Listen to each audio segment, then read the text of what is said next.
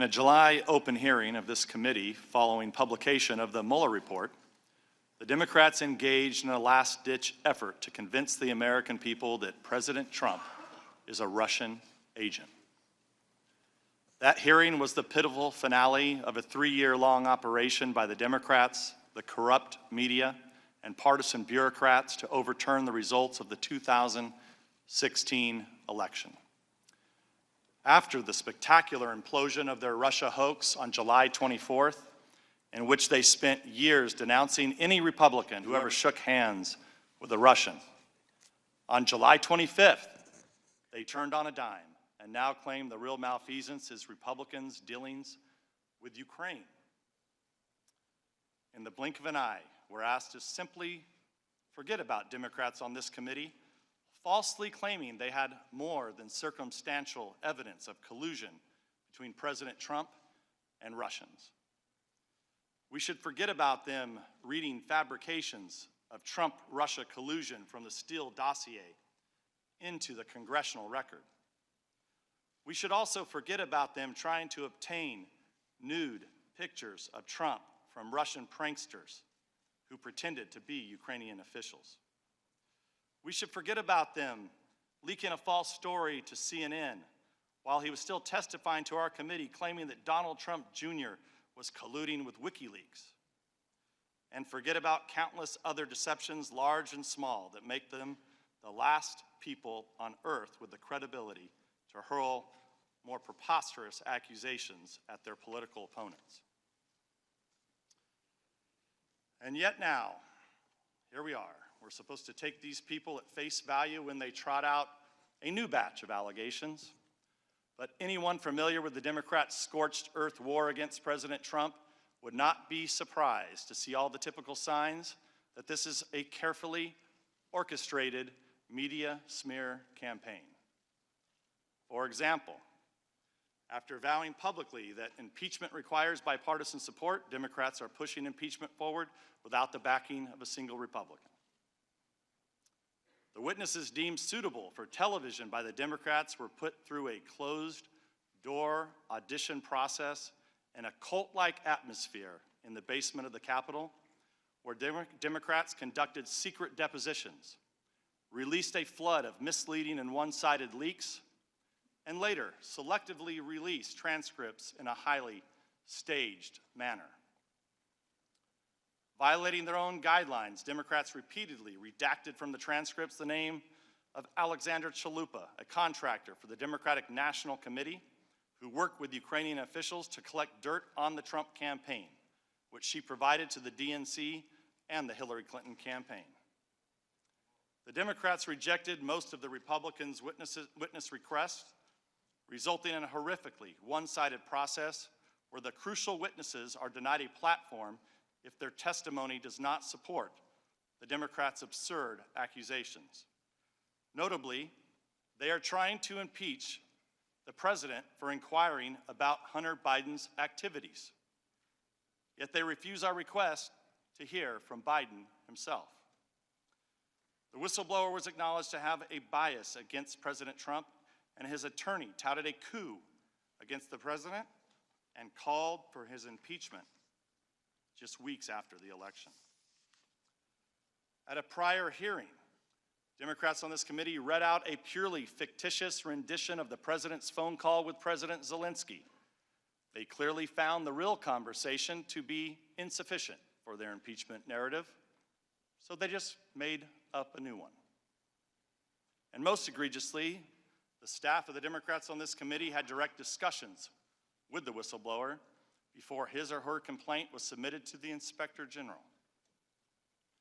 Republicans can't get a full account of these contacts because Democrats broke their promise to have the whistleblower testify to this committee. Democrat members hid these contacts from Republicans and then lied about them to the American people on national television. I've noted before, the Democrats have a long habit of accusing Republicans of offenses they themselves are committing. Let's recall, for years they accused the Trump campaign of colluding with Russia when they themselves were colluding with Russia by funding and spreading the Steele dossier, which relied on Russian sources. And now they accuse President Trump of malfeasance in Ukraine when they themselves are culpable. The Democrats cooperated in Ukrainian election meddling, and they defend Hunter Biden's securing of a lavishly paid position with a corrupt Ukrainian company, all while his father served as vice president.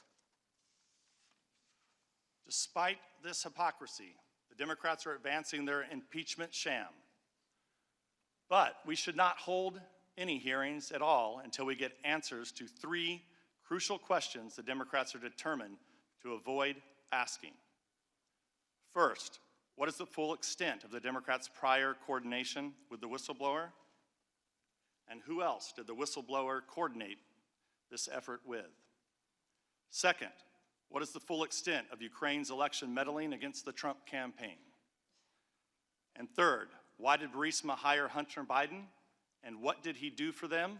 And did his position affect any U.S. government actions under the Obama administration? These questions will remain outstanding because Republicans were denied the right to call witnesses that know these answers.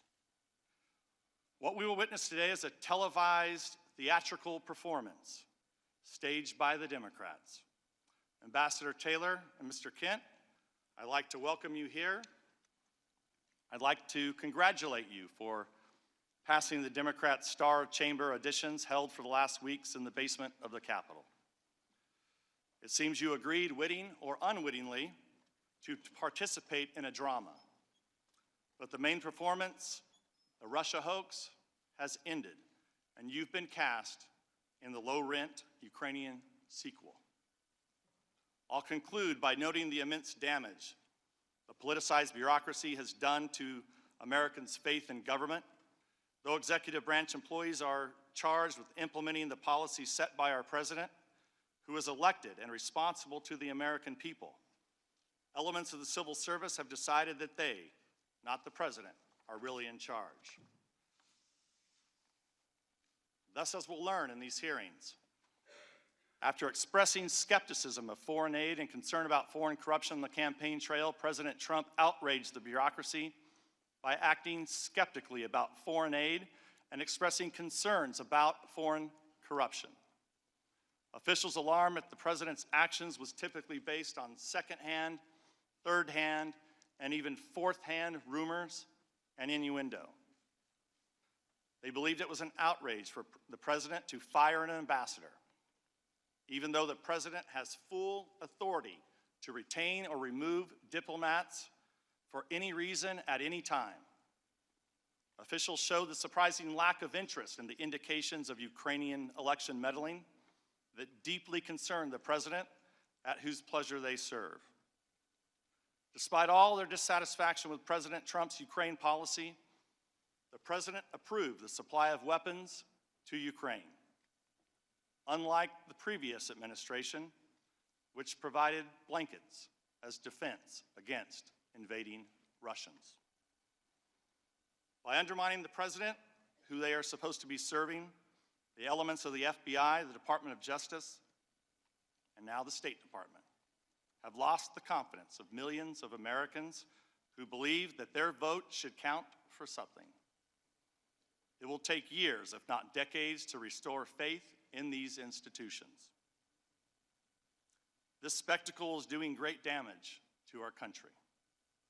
It's nothing more than an impeachment process in search of a crime.